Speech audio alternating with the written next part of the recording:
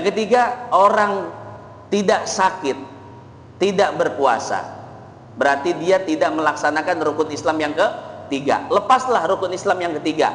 Kira-kira mic-nya jatuh tidak? Tidak. Tapi rukun Islam yang kedua apa? Sholat. Ketika seseorang tidak sholat, lihat, maka dia melepaskan rukun Islam yang kedua. Mic-nya jatuh atau tidak? Jatuh. Itu analogi yang sangat dasar ketika Nabi menjelaskan perbedaan muslim dan kafir adalah sholat. Artinya apa? Iman sudah tidak tergenggam lagi ketika seseorang meninggalkan sholat. Bayang.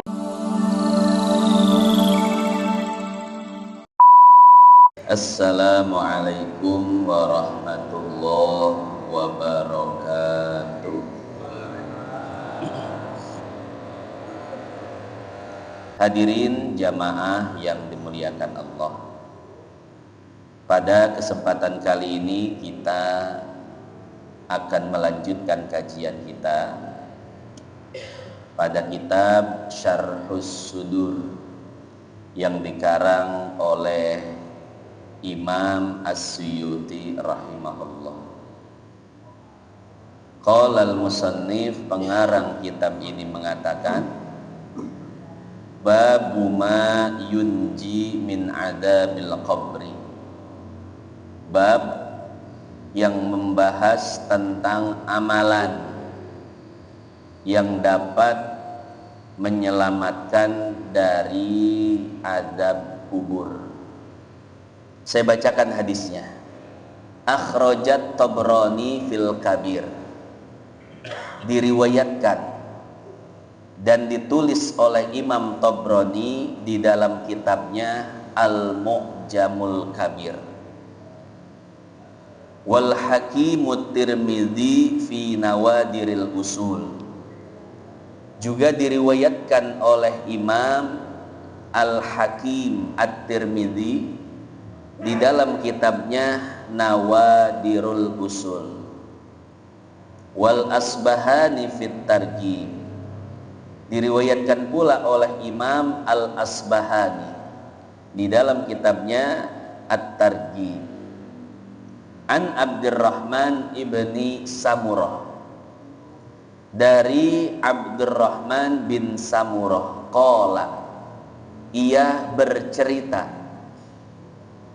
kharaja alaina Rasulullah sallallahu alaihi wasallam dzata yaumin, pada satu hari Rasulullah sallallahu alaihi wasallam menghampiri kami. Jadi Abdurrahman bin Samurah dan sahabat-sahabat yang lainnya sedang duduk. Kemudian tiba-tiba Nabi datang dan mengatakan, faqala, inni ra'aitul barihata ajaban. Wahai para sahabatku, semalam aku melihat sesuatu yang sangat luar biasa. Ra'aitu rajulan min ummati ja'ahu malakul maut. Pertama, aku melihat seseorang dari umatku yang didatangi malaikat maut. Liyaqbidha ruhahu,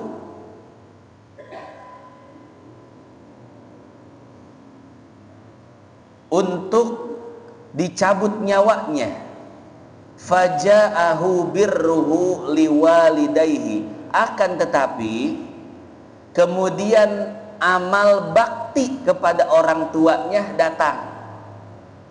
Faraddahu anhu, kemudian menghalang-halangi malaikat maut untuk mencabut nyawanya.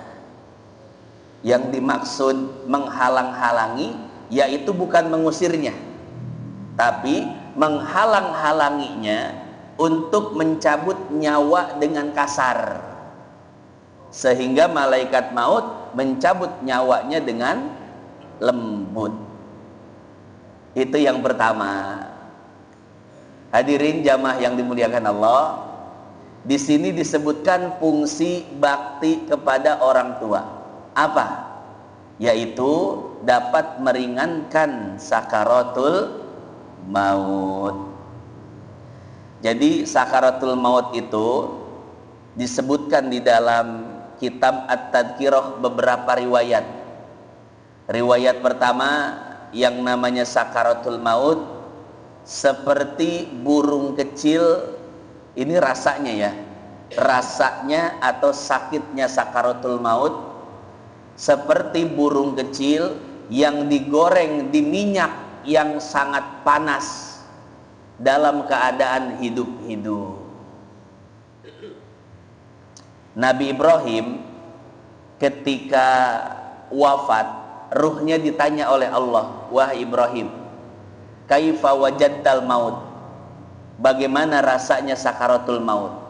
Kata Nabi Ibrahim, wahai Tuhanku, rasanya seperti burung kecil yang digoreng di lautan minyak yang sangat panas. Dia tidak hidup juga tidak mati. Artinya digoreng dalam keadaan hidup. Itu rasanya sakaratul maut.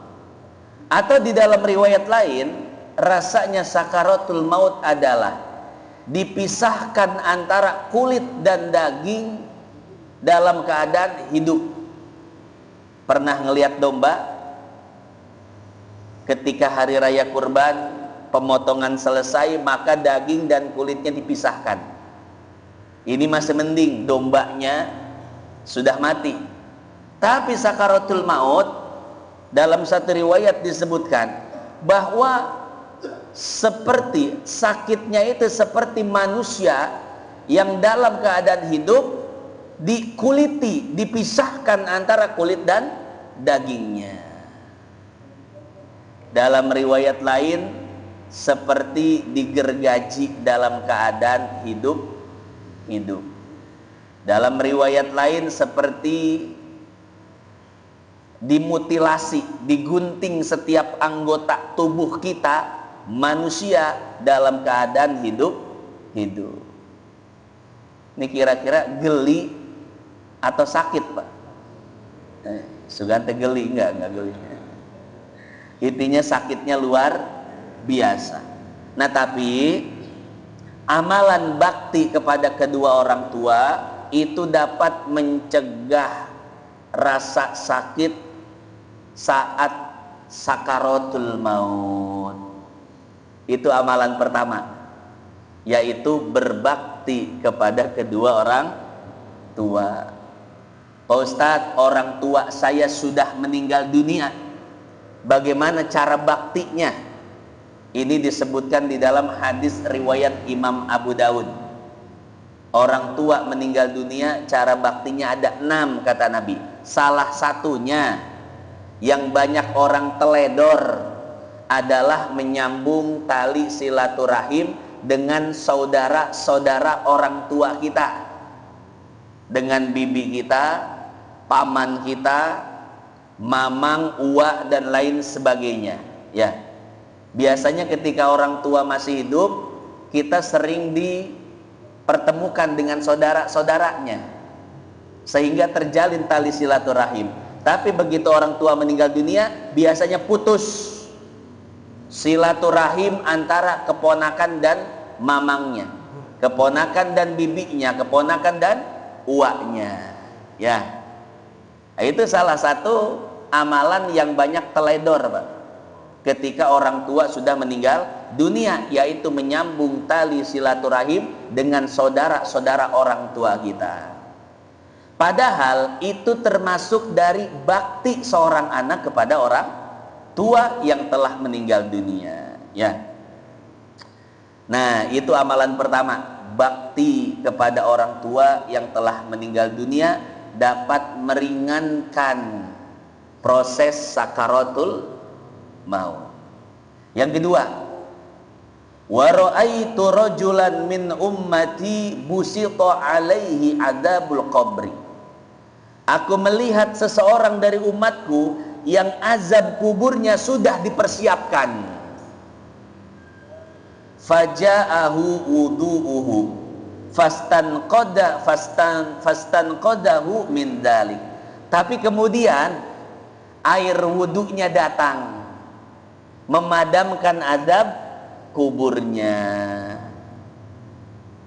Berarti yang kedua yang dapat menyelamatkan seseorang dari azab kubur adalah wudu. Maka jaga wudu Pak kalau bisa. Artinya 24 jam jangan sampai batal. Kalau batal, wudu lagi. Batal, wudu lagi. Batal, wudu lagi. Kira-kira bisa atau enggak? Wa innahu layasirun ala man yassarahullah. Yang Allah kehendaki untuk melakukannya pasti Allah mudahkan. Tapi yang tidak Allah kehendaki melakukannya sungguh tidak mudah, Pak ya. Di dalam Sahih Bukhari, ketika datang waktu pagi, tiba-tiba Rasul Shallallahu Alaihi Wasallam mendatangi Bilal. Rasul bertanya, Bilal, semalam aku mendengar suara hentakan sendalmu di dalam surga. Apa amalannya? Sehingga engkau belum mati, tapi suara langkah kakimu sudah ada di dalam surga. Bilal juga kaget Pak ditanya seperti itu. Apa amalannya? Coba ingat-ingat. Kata Bilal, Rasul, saya tidak punya amalan kecuali yang saya istiqomahkan. Setiap kali batal dari wudu, aku selalu berwudu, kemudian sholat sunnah 2 rakaat. Apa kata Nabi? Itulah amalannya yang membuat engkau istimewa di hadapan Allah. Sebelum mati, jejakmu sudah terlebih dahulu ada di dalam surga. Artinya apa? Jaga wudu. Setelah wudu juga kalau bisa sholat ba'diyah wudu 2 rakaat. Ini kira-kira gampang apa susah Pak? Ya namanya pengen masuk surga Pak lah, susah dikit lah, jangan gampang-gampang. Gampang memasuk SGC, masuk aja itu. Itu yang kedua, yang dapat memadamkan siksa kubur adalah wudu. Yang ketiga, wa ra'aitu rajulan min ummati qadih tausyathu syayatin. Aku melihat seseorang dari umatku telah diganggu oleh setan. Ini kira-kira setan itu apa Pak? Makhluk seperti kita, seperti jin, apakah dia siluman, apakah dia monster dan lain sebagainya. Kira-kira setan itu apa? Setan itu bukan makhluk yang berwujud seperti kita, bukan makhluk material seperti kita, tapi setan itu merupakan sifat.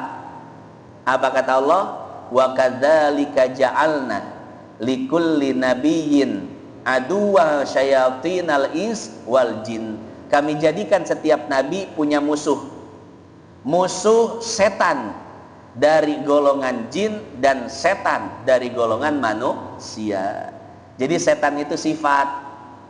Siapapun yang jahat maka namanya setan.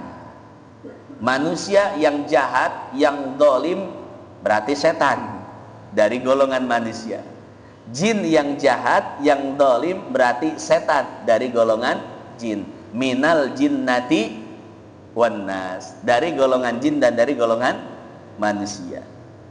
Kata Nabi, aku melihat umatku sedang digoda oleh setan.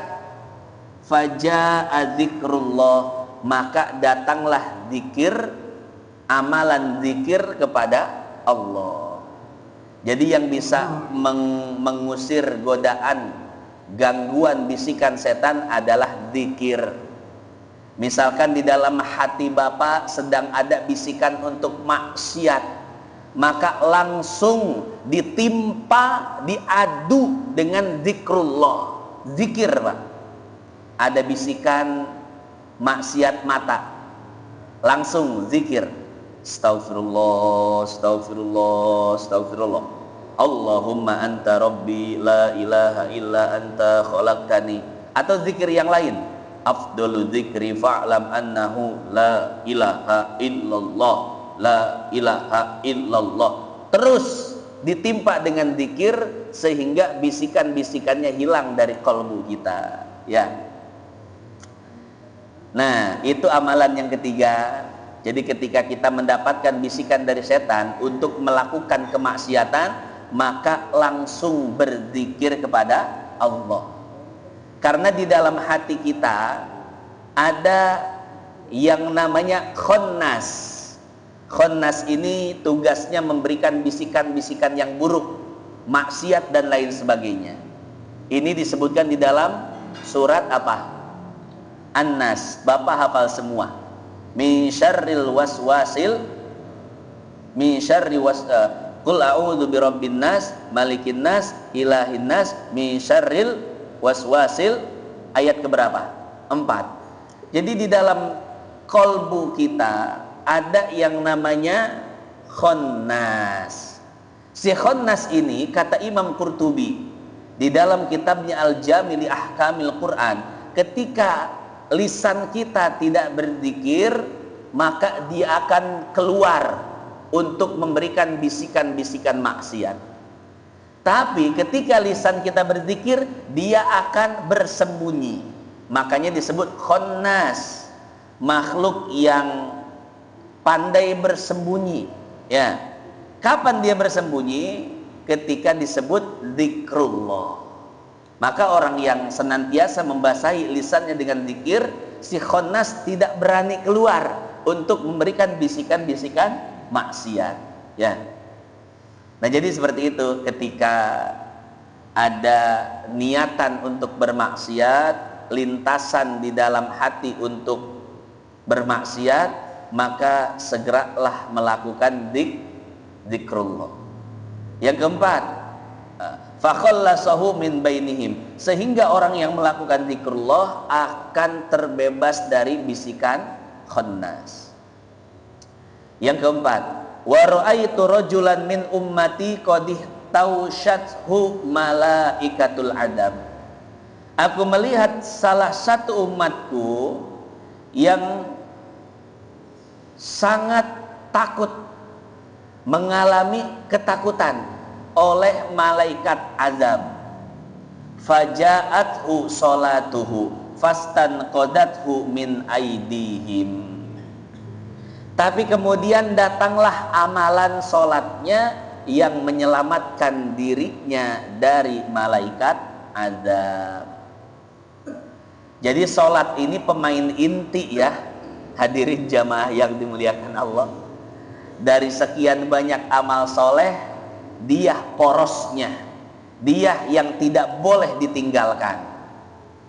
Ya, bukan berarti yang lain juga boleh ditinggalkan, tapi kalau seandainya sholat yang ditinggalkan, resikonya bisa murtad. Mungkin amalan-amalan yang lain daripada rukun-rukun Islam ketika ditinggalkan hanya sekedar dosa besar. Tapi sholat jika ditinggalkan selain dosa besar dapat menyebabkan murtad. Al-ahdu bainana wa bainal kufri wa syirki tarkus sholat. Perbedaan, pembatas antara seorang muslim dengan orang kafir, orang musyrik adalah sholat berarti muslim, enggak sholat berarti tuh ngeri, Pak. Kalau dianalogikan seperti ini, rukun Islam ada berapa? 5. Syahadat, sholat, puasa, zakat, haji. Oke, kita genggam mic ini, ya. Kalau seandainya orang tidak haji, walaupun dia mampu, lepaslah rukun Islam yang kelima. Kira-kira mic-nya masih bisa dipegang nggak? Masih. Yang kedua, zakat. Ada orang kaya tapi tidak pernah berzakat, berarti dia tidak melaksanakan rukun Islam. Lepas jari manisnya. Ini kira-kira mic-nya jatuh tidak? Tidak. Yang ketiga, orang tidak sakit, tidak berpuasa. Berarti dia tidak melaksanakan rukun Islam yang ketiga. Lepaslah rukun Islam yang ketiga. Kira-kira mic-nya jatuh tidak? Tidak. Tapi rukun Islam yang kedua apa? Sholat. Ketika seseorang tidak sholat, lihat, maka dia melepaskan rukun Islam yang kedua. Mic-nya jatuh atau tidak? Jatuh. Itu analogi yang sangat dasar ketika Nabi menjelaskan perbedaan muslim dan kafir adalah sholat. Artinya apa? Iman sudah tidak tergenggam lagi ketika seseorang meninggalkan sholat. Bayangkan tuh, ini syahadat, ini sholat, imannya masih aman. Tapi ketika sholat ditinggalkan, jatuh keimanannya. Nah, jadi seperti itu ya. Ini sholat pemain inti, hati-hati. Minimal 5 waktu tidak ditinggalkan. Nah, ketika seseorang merasakan ketakutan yang sangat luar biasa dari malaikat azab, maka datanglah sholatnya yang akan menyelamatkan dari azab. Wa ra'aitu rajulan min ummati yalhas atshan kullama warada haudan muni'a minhu. Aku melihat seseorang dari umatku yang menjulurkan lidahnya karena kehausan. Tapi setiap kali dia mendatangi telaga Kausar. Ini telaga Kausar, telaga siapa, Pak? Telaganya Rasulullah Shallallahu Alaihi Wasallam. Setiap orang yang beriman maka diizinkan untuk minum dari telaga tersebut. Faman syaribaha, kata Nabi, barang siapa yang meminum air telaga tersebut, la yadma'u ba'daha abada, maka tidak akan haus untuk selama-lamanya. Tapi ada orang yang beriman yang ketika ingin minum dari telaga tersebut dicegah oleh para malaikat. Rek naon sia datang. Saya umat Nabi, umat nu kumaha heula ieu nu meunang hinum. Dicaram ku malaikat, Pak. Dia tidak boleh minum dari telaga Kausar. Faja'ahu siyamuhu fasaqahu wa arwahu. Tapi kemudian datanglah amalan puasanya. Kata amalan puasanya, wahai fulan tenang, aku yang akan mengambilkan air ke telaga Kausar. Diambilkan oleh puasanya, yang mana puasanya saat itu sudah dijelemakan menjadi seorang makhluk. Diambil air dari telaga Kausar, malaikat tidak bisa nyaram karena ini amalan puasa. Diambil segelas, 2 gelas, 3 gelas sampai dia hilang hausnya. Wahai tuanku, silahkan minum, diminum. Ini luar biasa. Berarti amalan puasa dapat menolong seseorang dari kehausan di akhirat nanti.